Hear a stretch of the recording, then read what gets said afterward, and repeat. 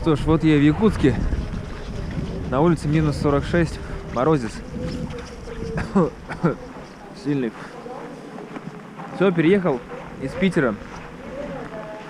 Начинаю новую жизнь. Вызвал такси. 300 рублей. По местному. Местное такси. Такси Максим. А вот он. Ну, поехали. Ну что ж, вот мой новый дом. На неопределенное время. Да, мороз крепкий. Такого я еще не испытывал.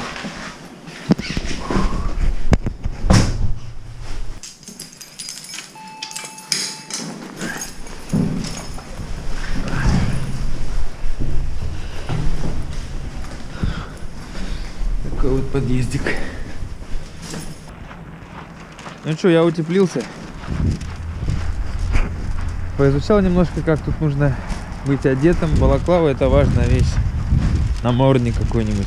Потому что дышать тяжело за минус 35-40 с непривычки.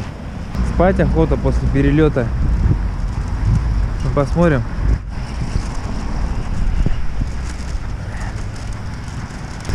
По туману можно определять, какая температура. Если тумана нет, значит до 40. Появляется туманище, все, за 40 перевалило. Сейчас минус 45.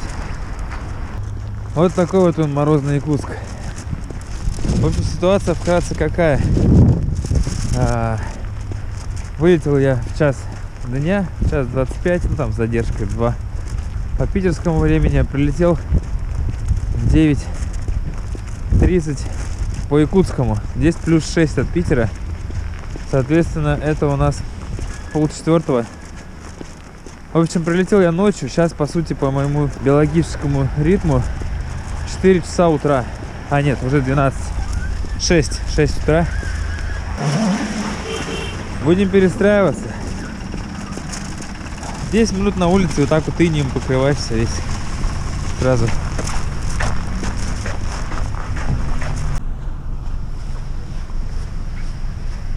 Да, мороз крепкий. Итак, хотел показать один момент. Автомобилистам здесь очень сложно.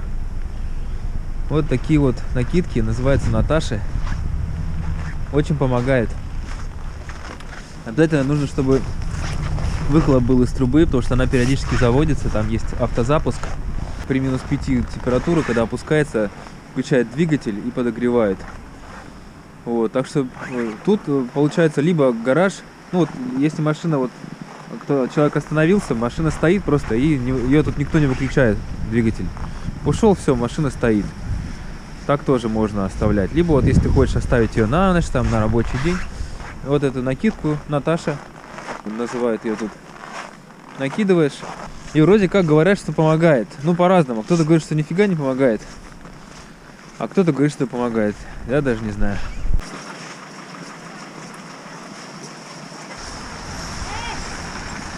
Вот так вот красиво зимой.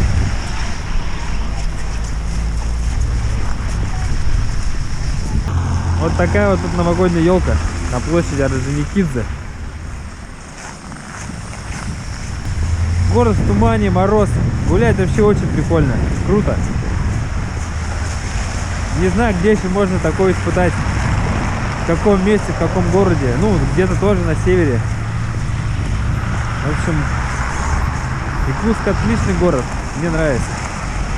Первое впечатление очень хорошее. Так что план у меня наполеоновский. Первое дело купить машину. Какой-нибудь хороший внедорожник. Ну, хороший, в пределах миллиона.